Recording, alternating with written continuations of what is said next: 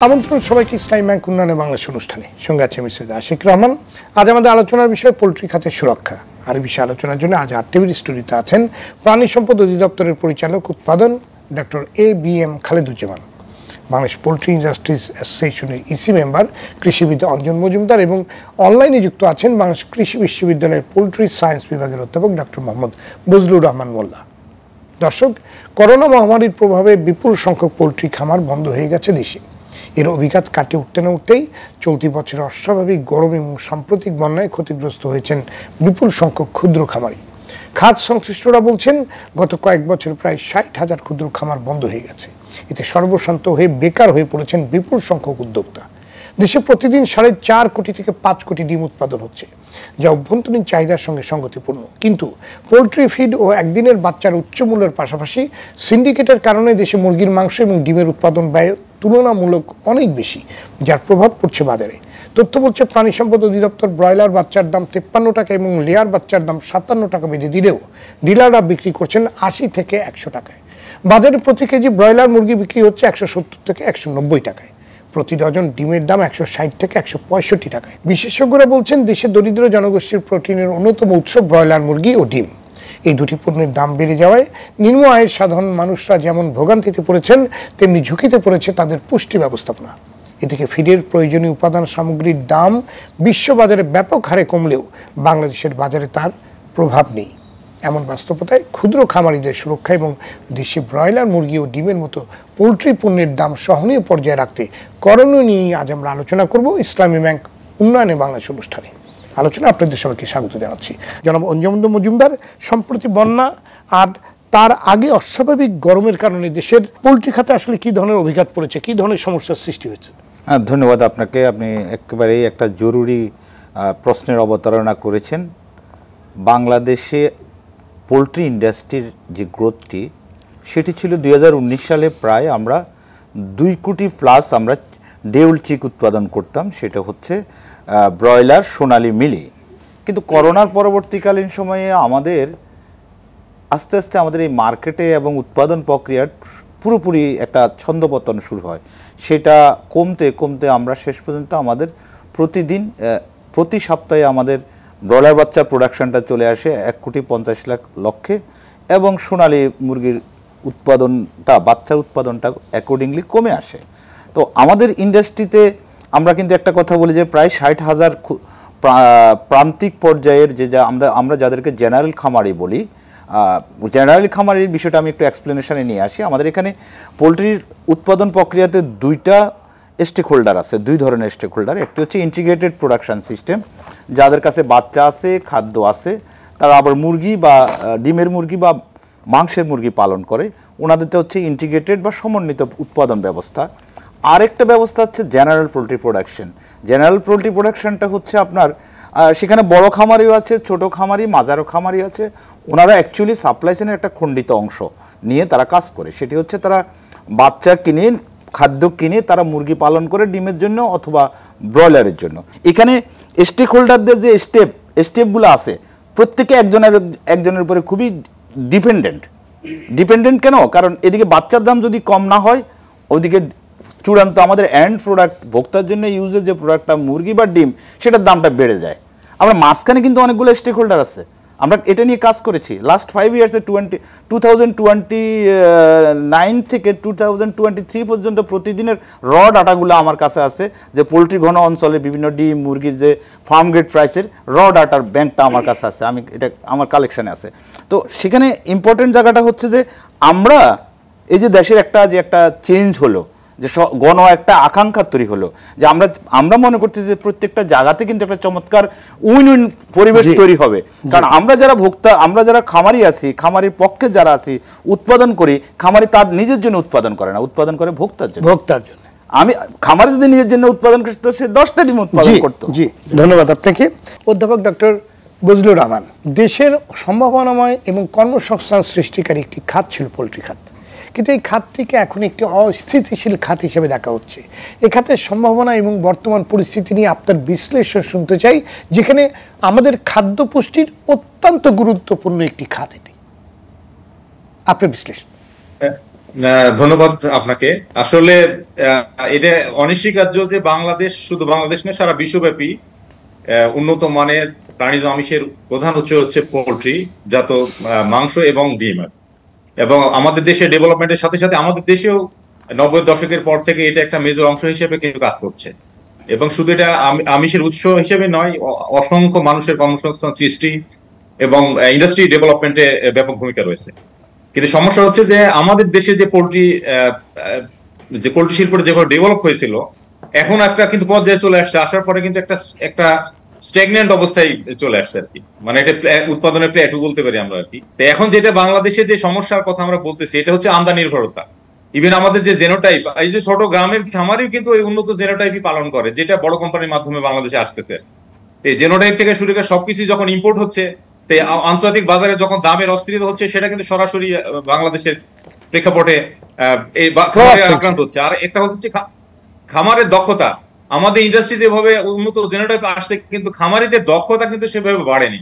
খামারিদের দক্ষতা না বাড়ার কারণেও কিন্তু তাদের উৎপাদন খরচ বেড়ে যাচ্ছে।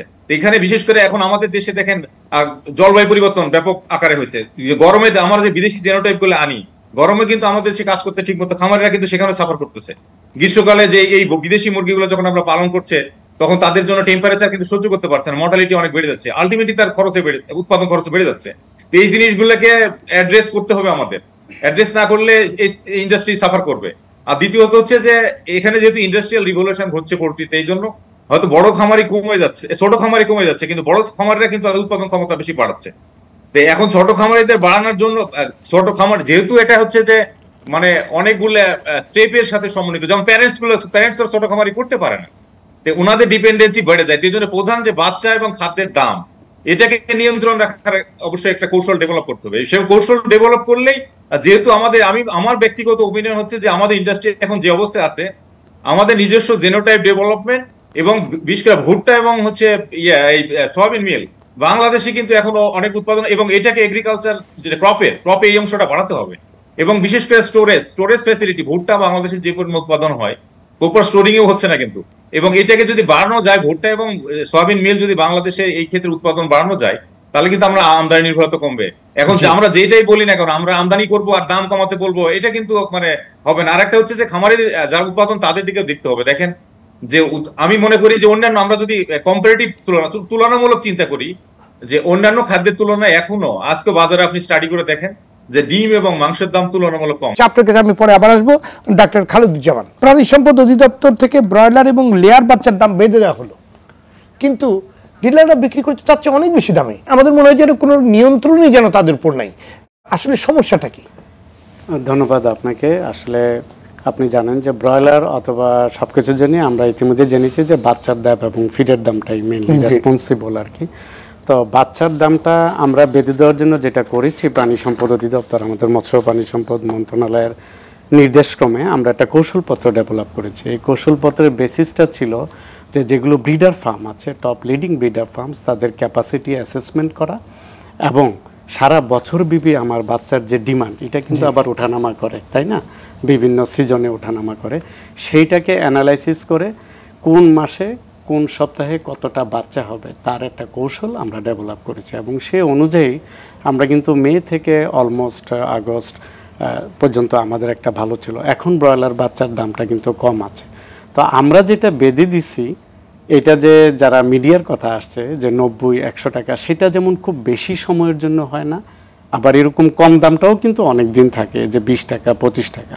তো এটা যাতে না হয়, আমার লোয়ার থ্রেশহোল্ড, অর্থাৎ আমার বাচ্চার যে দাম আমরা বেঁধে দিছি, একটা বাচ্চার উৎপাদন খরচ 42 থেকে 45 টাকা, তার সাথে অন্য ট্রান্সপোর্ট লভ্যাংশ আমরা 53 টাকা করেছি, যেটা আপনি বললেন, এবং লেয়ারের জন্য 57 টাকা। আমরা চাই এটা সবার জন্যই প্রফিটেবল, ভোক্তার জন্য প্রফিটেবল, এবং সেই বাচ্চার দামের উপরে ভিত্তি করেই কিন্তু আমার ডিমের দাম, ব্রয়লারের দাম আসে। তো সেই কৌশলপত্র কাজ করেছে, কিন্তু যেটা দরকার সেটা হলো অত্যধিক মনিটরিং। এবং বাচ্চার দাম যেটা বললেন, আমরা এমআরপিটা ব্রিডার ফার্মগুলো যারা লার্জ প্রডিউসার, আমরা কিন্তু তাদেরকে ধরতে পারি, আমরা তাদের নিয়েই এই কাজটা করেছি। কিন্তু ডিলার পর্যায়ে যে এমআরপির উপরে যে বাচ্চার রেটটা ওঠানামা করে, সেটার জন্য দরকার হলো অধিকতর মনিটরিং অ্যাকচুয়ালি ডিলার পর্যায়ে, নাম্বার 1। নাম্বার 2 হলো আমাদের কিন্তু মৎস্য খাদ্য পশু খাদ্য আইনে স্কোপ আছে যে যারা খাদ্য বিক্রেতা অথবা বাচ্চা বিক্রেতা তাদেরকে নিবন্ধন লাইসেন্সের আওতায় নিয়ে আসা, এবং সেই প্রক্রিয়াটাও আমরা প্রায় শতভাগ, আমরা যদি এই ডিলারদেরকে আমরা শতভাগ এই নিবন্ধনের আওতায় নিয়ে আসতে পারি, আমাদের মনিটরিংটা খুবই সহজ হবে। অবশ্যই এই ক্ষেত্রে আমি এটা বলবো যারা সংশ্লিষ্ট অ্যাসোসিয়েশন আছে তারাও আমাদেরকে সহযোগিতা করতে হবে। লার্জ ব্রিডার ফার্মগুলিও কিন্তু আমাদের সাথে একযোগে কাজ করতে হবে। তারা তাদের ডিলারদেরকে, আমরা তাদের কাছে ডিলারের তালিকা চেয়েছি এবং এই ডিলারগুলো তাদের সংশ্লিষ্ট কিনা, তাদের নিবন্ধিত কিনা বা তাদের সাথে যারা আছে এই সমস্ত তালিকা চেয়েছি, এবং আমরা আশা করছি যে বাচ্চার দামটা সহনীয় স্থিতিশীল রাখতে পারবো, নাম্বার 1। নাম্বার 2 হলো খাদ্য। আপনি যেটা আসছেন খাদ্য নিয়ে আমরা অনেক কথাই বলেছি এবং আপনি যথার্থই বলেছেন যে ভুট্টা এবং সয়াবিন মিল, এবং ভুট্টার বাজার দর কিন্তু এখন কম আছে। আপনি আরও যথার্থ বলেছেন যে সয়াবিন মিলটাও এখন কম্পারেটিভলি কম, ওয়ার্ল্ড মার্কেটে এখন কম। আমরা কিন্তু মাননীয় উপদেষ্টা মৎস্য প্রাণী সম্পদ মন্ত্রণালয়ে আমরা মিটিং করেছি এবং যারা ফিড ইন্ডাস্ট্রিজ অ্যাসোসিয়েশন উনিও ছিলেন, এবং ওনারা কথা দিয়েছেন যে প্রতি কেজি ফিডের দাম 2 থেকে 2.5 টাকা 2 টাকা ওনারা কমাবেন, এরকম একটা ডিক্লারেশন কিন্তু আমরা প্রথমে মিটিংয়ে নিয়েছি। মানে আমাদের অনুষ্ঠানের মাধ্যমে, হ্যাঁ, এটা অনুষ্ঠানের মাধ্যমে আমি আজকে আত্মীয় অনুষ্ঠান জানাতে চাই যে ফিড ইন্ডাস্ট্রিজ অ্যাসোসিয়েশন এবং অত্যন্ত যারা প্রতিষ্ঠান তারা সবাই বলেছে প্রতি কেজি খাদ্যে 2 টাকা কমাবে। এখন যে ইন্টারন্যাশনাল শিপমেন্টে যেহেতু মেইজ সয়াবিন মিলের দাম কম আছে, ফিডের দাম আরও কমবে। উনিও যথার্থ বললেন যে বড় বড় কোম্পানিগুলো কিন্তু আমাদের ভুট্টা সিজনে ভুট্টা কিন্তু এটা 24-25 টাকায় নেমে আসে, তখন যদি তারা স্টোর করতে পারে, অফকোর্স কখনই ভুট্টার দাম 27-28 টাকার বেশি হওয়ার কথা না, যদি এটা আমরা ওভাবে রাখতে পারি এবং সয়াবিন মিলের দাম করতে পারি, খাদ্যের দামটাও কন্ট্রোলে আসবে। তো একদিনের বাচ্চার কৌশলপত্রের ন্যায় আমরা কিন্তু ফিডেরও একটা কৌশলপত্র আমরা হাত দিয়েছি এবং এটা অচিরেই আমরা শেষ করব। এই দুটো কৌশলপত্র যদি আমরা বাস্তবায়নে যেতে পারি, বাস্তবায়নে আপনি যেটা ধরেছেন অধিকতর মনিটরিংয়ে আমি মনে করি ভোক্তা অধিকার সংরক্ষণ অধিদপ্তর, বাণিজ্য মন্ত্রণালয় ওনারাও আমাদেরকে সহযোগিতা করবেন। আমরা উৎপাদক পর্যায়ে কাজ করি, উৎপাদন খরচটা প্রেডিকশন করতে পারি, কৃষি বিপণন অধিদপ্তরের সাথে আমরা কাজ করছি, আমরা উৎপাদন খরচ প্রাক্কলন দিয়ে দিচ্ছি, কিন্তু আমরা যদি মাঠ পর্যায়ে মনিটরিংয়ের জন্য আমাদের সহযোগী সংগঠন নিয়ে একসাথে কাজ করতে চাই। জি, ধন্যবাদ আপনাকে জনাব অঞ্জুম মজুমদার। কিছুক্ষণ আগে ডাক্তার বজলুর রহমান উনি বলছিলেন যে আসলে বাংলাদেশে সিন্ডিকেটের ব্যাপারটা একটু প্রোপাগান্ডা, কিন্তু আমরা আসলে মাঠ পর্যায়ে যেটা দেখি যে মানে অভিযোগ রয়েছে পোলট্রি খাতকে ঘিরে পদে পদে বিভিন্ন রকমের, একটা না বিভিন্ন রকমের সিন্ডিকেট গড়ে উঠেছে। ফিডের দাম কমছে না, বাচ্চাও বিক্রি হচ্ছে উচ্চ মূল্যে। ডিম এবং ব্রয়লার মুরগির দাম নিয়েও একটা সিন্ডিকেটের কথা আমরা শুনি কিংবা অভিযোগ রয়েছে। আসলে এই অভিযোগগুলো নিয়ে আপনি কি বলবেন? মানে এটা কি একেবারে অমূলক নাকি এটা বাজারে বিদ্যমান যে অভিযোগগুলো শুনছি সেটা আসলে এক্সিস্ট করে? আমি খুব মানে আপনাকে আমি এটা নিয়ে আমি যেহেতু সাপ্লাই চেইনে বেসিক্যালি ইন্ডাস্ট্রির সাথে যুক্ত, আমরা কিন্তু 3টে জায়গাতে কিন্তু গভর্নমেন্টের সাথে, স্টেক হোল্ডারদের সাথে এবং ভোক্তা এবং ইন ফিউচারে আমরা মিডিয়ার কাছে সাথে আমরা বসবো। যে কোনো কিছু করতে গেলে ইনফরমেটিভ ওয়েতে করতে হবে, তাহলে এটাতে দেশ উন্নত হবে, ভোক্তা উন্নত হবে, উৎপাদনকারী টিকে সাস্টেন একটা ইস্যু আসবে। এবং সিন্ডিকেটটা বেসিক্যালি গত 3 বছরে আমাদের দেশে সব কিছু জানেন যে আমার বাসায় একটা বিড়াল আছে, তাকে যদি ধমক দিই সে কিন্তু সব কিছু জায়েজ করি না স্যার। তো আমাদের ঠিক এইটা আমরা যতটা না পোলট্রি ইন্ডাস্ট্রির সাথে স্টেক হোল্ডারদেরকে যখনই যেখানে ডাকা হয়েছে আলোচনা করার জন্য, কিন্তু সব কিছু হচ্ছে যে তুমি কি করবে, কথা তো আমি বলবো, আমারটা শুনো। বিষয়টা হচ্ছে আমরা সেখানে সবসময় একটা জিনিস হচ্ছে এক্সকিউজের জায়গাটাতে আমরা গেছি। বিষয়টা হচ্ছে ইম্পর্টেন্ট বিষয় সিন্ডিকেটটা আমার কাছে মনে হচ্ছে এটা ওয়ান কাইন্ড অফ আমাদের মনস্তাত্ত্বিক জায়গাতে একটা ট্যাবু হয়ে গেছে সিন্ডিকেট শব্দটা। সিন্ডিকেট বাংলাদেশের সব কিছুতে হয়। পোলট্রি ইন্ডাস্ট্রিতে প্রথমে আমি চলে আসি, ডিমের ক্ষেত্রে সিন্ডিকেট কেমনে হবে? একটা সিন্ডিকেট করতে হলে আপনার মনোফুলি বাজারটাকে কন্ট্রোল করতে গেলে ফার্স্ট আপনার বাজারের উপরে মিনিমাম 50+% দখল থাকতে হবে। আমাদের দেশের মুরগির ডিমটা হাজার হাজার খামারি উৎপাদন করতেছে। এখানে আমি প্রথমেই বলছি যে ইন্টিগ্রেটেড প্রোডাকশন যারা করে তাদের ডিমের ক্ষেত্রে তাদের more or less 15% market contribution. আমি যদি স্পেসিফিকলি নাম উল্লেখ করি, কাজী ফার্মস তারা যে পরিমাণে ডিম উৎপাদন করে সেটা হচ্ছে বিলো 3%। তো বিলো 3% দিয়ে সেখানে আপনি 100% মার্কেটটা কিভাবে কন্ট্রোল করবেন? আমি এই কোশ্চেনটাও যারা সিন্ডিকেটের কথা বলে তাদের কাছেও জিজ্ঞাসা করতেছে। সিন্ডিকেট গড়ে উঠতে হলে একটা মনোফুলি আগে আমার সেই সক্ষমতা তৈরি হতে হবে।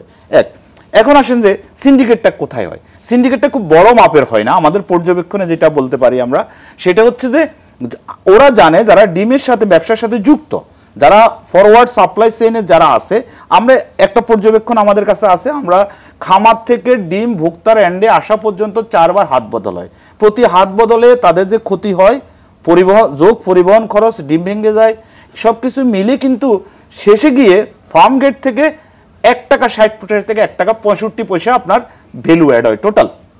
সে আমি 10 টাকা ফার্ম গেট হলে এখানে 11 টাকা 65 পয়সা একটা খুচরা ডিমের দাম হবে। তো ইন্টারেস্টিং বিষয় হচ্ছে যারা ডিম ব্যবসার সাথে রেগুলার জড়িত তারা জানে যে কখন কখন ডিমের দাম সম্ভাব্য কমতে পারে বা সম্ভাব্য কখন বাড়তে পারে। এটা যে কোনো বিজনেসের সাথে আপনি যুক্ত থাকবেন, মার্কেটের ক্যারেক্টারটা ইউ হ্যাভ টু লার্ন। শীত গিয়ে যখন গরমের সিজন শুরু হয় ওই সময় একটা কিন্তু ডিজাস্টার হয়, কিন্তু নানা রকমের রোগ ব্যাধি ছড়ায়, প্রোডাকশন কমে যায়, মুরগি মরে যায়। এই জিনিসটাকে ওনারা বুঝে, কারা বুঝে? ওই যে সাপ্লাই চেইনে যে অন্তর্বর্তী যে স্টেক হোল্ডার যারা আছে, যারা 12 ঘন্টার জন্য টাকাটা বিনিয়োগ করে, তারা কিন্তু ওই জায়গাটাতে কিন্তু তারা চায় কিভাবে এই জায়গাটাতে সিন্ডিকেশনটা কিভাবে হয়। সিন্ডিকেশনটা হয় ওনারা সাপ্লাই চেইনটাকে ন্যারো করে দেন। এই যে ছোট ছোট সিন্ডিকেটগুলা সাপ্লাই এবং ডিমান্ডের যে ইমব্যালেন্সের সময় যে সংগঠিত হয়, সেই জায়গাটাতে আমরা কাজ করছি কারা কারা? বাংলাদেশ পোল্ট্রি ইন্ডাস্ট্রিজ অ্যাসোসিয়েশন, গভর্নমেন্টের অথরিটি এবং আদার্স যারা রিলেভেন্ট যারা আছে। আমরা তিনটা কিন্তু আমরা অনেক যুদ্ধ করার পরে তিনটা কিন্তু অলরেডি একটা স্ট্রাকচার দাঁড় করেছি। একটা হলো বাচ্চার দাম, আরেকটা হচ্ছে খাদ্যের দাম, আরেকটা হচ্ছে ডিম, মুরগি এবং ব্রয়লার এবং সোনালী মুরগির দাম। তাহলে সোনালী মুরগির দাম বা এগুলো কারা রেটটা ঠিক করবে? যদি ওনারা আমাদের licensing authority, poultry industry association, extension প্রতিষ্ঠান, ওনারা উৎপাদনের জন্য লাইসেন্সিং করে, মনিটরিং করে, তাহলে আমার পণ্যটা কৃষি বিপণন আইন 2018 সাল অনুসারে কৃষি বিপণন অধিদপ্তর 29টা কৃষি পণ্যের দাম নির্ধারণ করে। তো আমরা সেখানে কি করলাম যে প্রাণী সম্পদ অধিদপ্তর, কৃষি বিপণন অধিদপ্তর এবং পোল্ট্রির সাথে যুক্ত নানান স্টেক হোল্ডাররা আমরা লাস্ট 8 মাস আমরা এটা নিয়ে ব্যাপক কাজ করেছি। কাজ করে আমরা সেখানে আমরা বলছি যে ওই যে প্রথমে শুরুতে বললাম না, খামারি নিজের জন্য উৎপাদন করে না, খামারি উৎপাদন করে ভোক্তার জন্য। তাহলে ভোক্তার কাছে খামার থেকে পৌঁছানোর জন্য কিছু একটা তো লাগবে। তো আমাদের যেটা হচ্ছে, আমরা একটা কল্যাণ রাষ্ট্র ভাবনার মধ্যে যদি থাকি, যে আমাদের একটা দেশে বিশাল একটা চেঞ্জ হয়েছে, আমাদের সবার মধ্যে একটা জনবাসনা তৈরি হয়েছে, দেশ এখন ভালো হবে। ধন্যবাদ আপনার কাছে। পরে আমি আবার আসবো অধ্যাপক ডক্টর বজলুর রহমান। বাংলাদেশে পোল্ট্রি পণ্যের উৎপাদন ব্যয় অনেক বেশি, এটা কমিয়ে আনার সুযোগ কতখানি আছে আপনার কাছে শুনবো। তার আগে নিয়ে নিচ্ছি ছোট্ট একটি বিরতি। দর্শক, ইসলামী ব্যাংক উন্নয়নে বাংলাদেশ অনুষ্ঠানে নিচ্ছি ছোট্ট একটি বিরতি, ফিরছি অল্প সময়ের মধ্যেই, সাথেই থাকুন।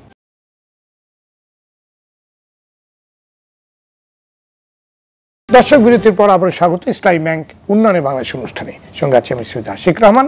আজ আমরা আলোচনা করছি পোল্ট্রি খাতের সুরক্ষা নিয়ে। আমরা ফিরছি আলোচনায়। অধ্যাপক ডক্টর বজলুর রহমান, বাংলাদেশি পোল্ট্রি পণ্যের উৎপাদন ব্যয় অনেক বেশি। বিরতির পূর্বে যে প্রশ্নটি আপনার কাছে ছিল, এটা কমিয়ে আনার সুযোগ আছে কতখানি?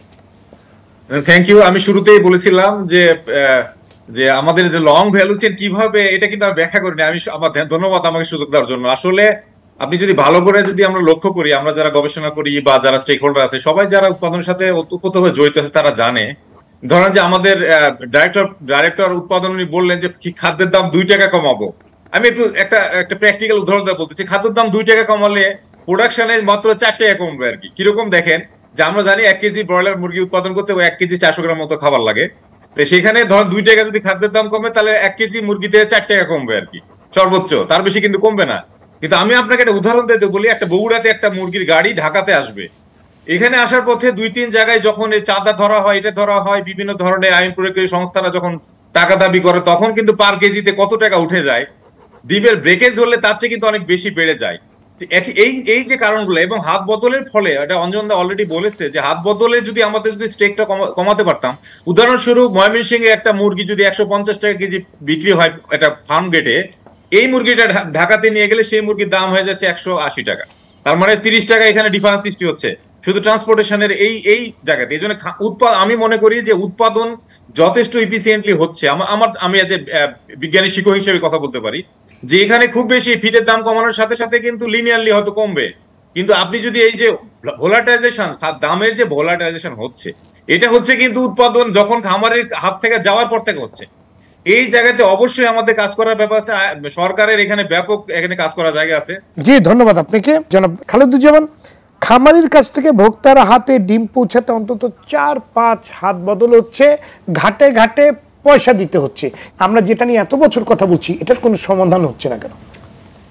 না, ধন্যবাদ। আসলে বিষয়গুলো আসছে, আমরা প্রতিটা স্টেপস বা প্রতিটা স্টেক হোল্ডার লেভেলে সেই অ্যানালাইসিসগুলো আমরা ইতিমধ্যে, আগে যেটা ছিল না, এখন কিন্তু কৃষি বিপণন অধিদপ্তরের সাথে আমরা প্রোডাকশন কস্ট নিয়ে একটা জায়গায় আসছি।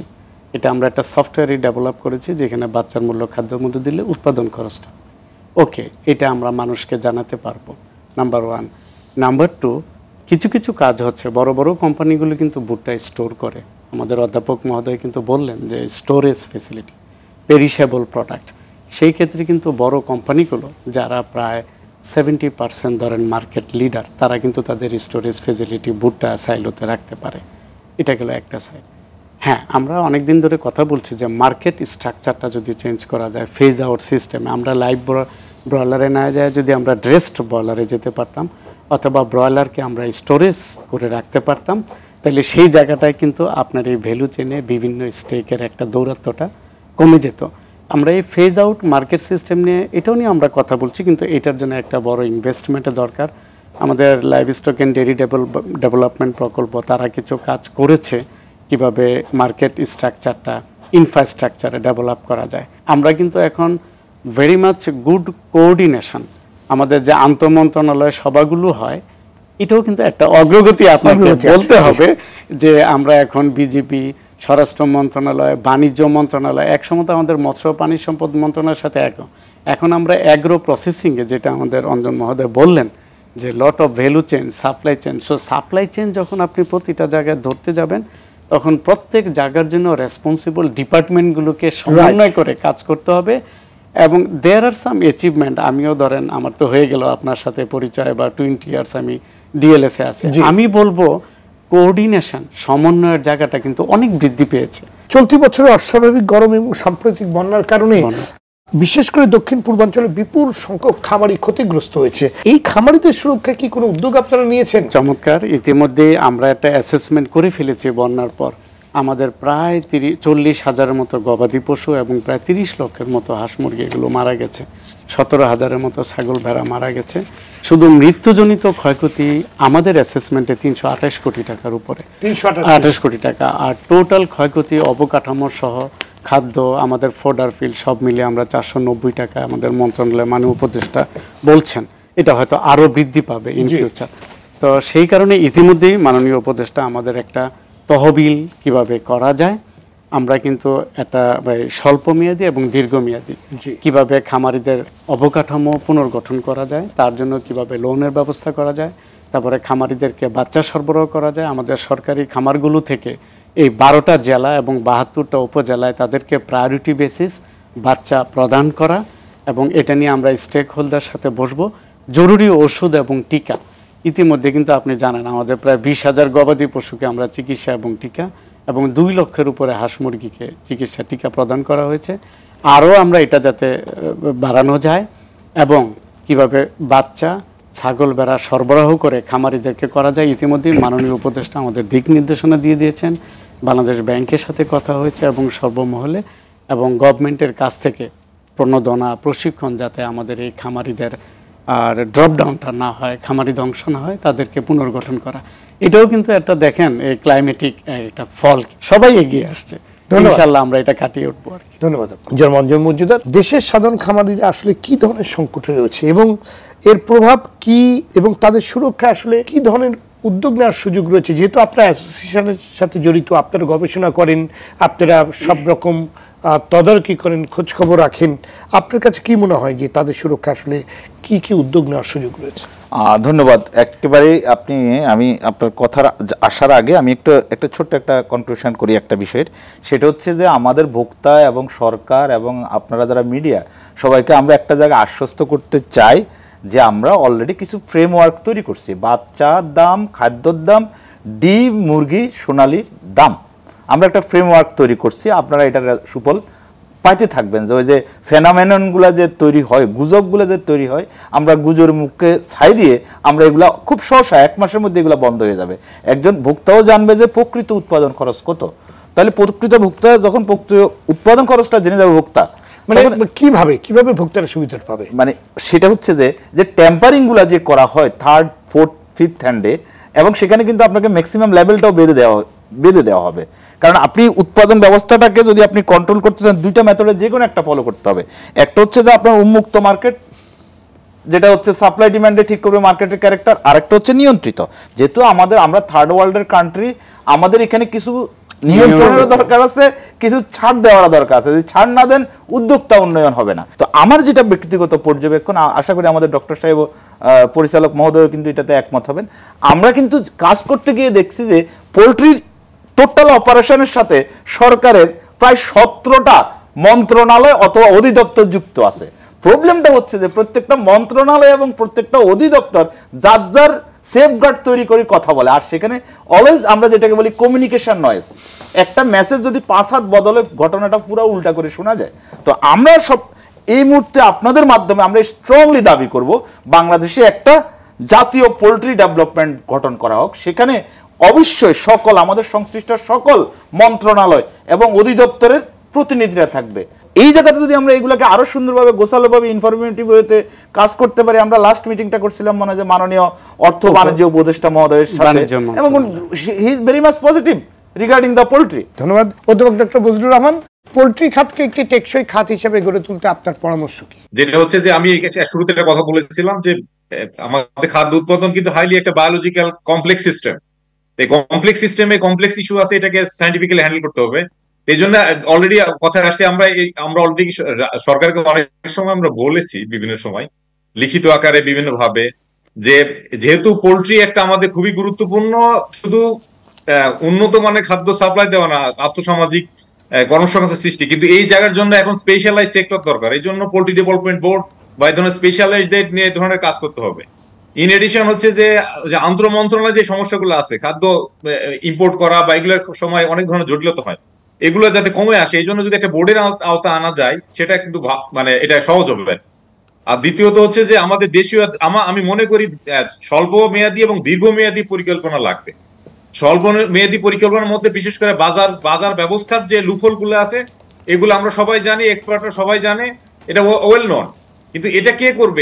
এটা করার জন্য অবশ্যই রাষ্ট্রকে যথাযথ পদক্ষেপ নিতে হবে। সাবসিস্টেন্ট এগ্রিকালচারের মধ্যে কিন্তু পোল্ট্রি শিল্প নাই, এটাকে শিল্প আকারে হয়ে গেছে। এই জন্য শিল্পকে হ্যান্ডলিং করার জন্য এই যেসব বিষয়গুলো এক্সপার্টিস দরকার। এর জন্য পোল্ট্রি ডেভেলপমেন্ট বোর্ড বা এই ধরনের কিন্তু আমরা প্রপোজ করেছি একাধিকবার আমার রাষ্ট্রের কাছে, কিন্তু সেটা আমাদের আসেনি আর কি। যদি এটা করা উচিত, স্টেক হোল্ডাররা থাকবে সেখানে এবং ওপেন হবে, তথ্য যখন সরবরাহ ওপেন হবে তখন মানুষ ভুল ভ্রান্তি থেকে দূরে থাকতে পারবে। যেমন উৎপাদন, এটা কিন্তু একদম ওপেন সিক্রেট যে একটা ডিম উৎপাদন করতে কত খরচ হয়, এটা কিন্তু ওপেন। আর একটা কথা হচ্ছে লিঙ্কেজে যে সমস্যা, লিঙ্কেজে মানে সাপ্লাই চেনের স্টেপ না কমাতে পারলে এবং সেখানে প্রফিট মার্জিন কমাতে না পারলে কোনোদিনই আপনি প্রোডাক্টের দাম কমাতে পারবেন না। আমাদের যে খাদ্য যেভাবে গুদাম করা হয়, সরকার যেভাবে গুদাম করে, এবার বাজারে বাফারিং করার জন্য ভুট্টা এবং সয়াবিন মিলের এই জন্য নিজস্ব বাফারিং সিস্টেম থাকতে হবে। আপনি বড় কোম্পানিকে দিবেন, সে কি করতেছে, সে বড় কোম্পানি মৌসুমের সময় প্রচুর পরিমাণে কিনে রেখে সে স্টোর করতেছে মিলিয়ন টন, কিন্তু সে কিন্তু প্রাইস কম দিচ্ছে না, সে কিন্তু প্রাইস বেশি প্রাইসে সে আন্তর্জাতিক বাজারের সাথে মিলে লোকাল ভোটটা সে ব্যবহার করতেছে। তো এইগুলো এখন এটা তো বড় কোম্পানির বিপক্ষে কথাটা যাবে, কিন্তু কথাটা সত্য। এই জন্য সরকারকে একটা মানে ওয়েলফেয়ার রাষ্ট্রে অবশ্যই আমি মনে করি যে এই ধরনের আমরা যেমন হিউম্যানের ফুডের যেমন বাফারিং আছে, আমাদের পোল্ট্রি লাইভস্টক খাবারের জন্য বাফারিং করতে হবে। আদারওয়াইজ আপনি কোনোদিন, কারণ ব্যবসা করে প্রফিটের জন্য, তারা বলবে আমাদের প্রফিট হচ্ছে না। এই জন্য বিশেষ করে ইনগ্রেডিয়েন্টের বাফারিং এর সিস্টেম সরকারকে হাত দিতে হবে। ধন্যবাদ আপনাকে। আমাদের আলোচনা শেষ পর্যায়ে ডক্টর খালিদুজ্জামান, পোল্ট্রি ফিডের ক্ষেত্রে বাংলাদেশ ব্যাপকভাবে আমদানি নির্ভর, মানে ধরতে গেলে 90% কিংবা 95% আমদানি নির্ভর। সেক্ষেত্রে আমদানি নির্ভরতা কমিয়ে আনতে আপনাদের কোনো পরিকল্পনা কিংবা কোনো গবেষণা আছে কিনা? আচ্ছা, আমদানি নির্ভরতা ইতিমধ্যেই কিন্তু আমাদের সরকার, একটা বিষয় হলো যে কোনো পশুখাদ্য উপাদান আমদানির ক্ষেত্রে কিন্তু আমাদের সরকার ট্যাক্স ওভার দিয়ে যাচ্ছে। পার্টিকুলারলি ভুট্টার উপরে কিন্তু কোনো প্রকার ট্যাক্স নাই, একদম zero tax, regulatory duty, custom duty কোনোটাই নেই।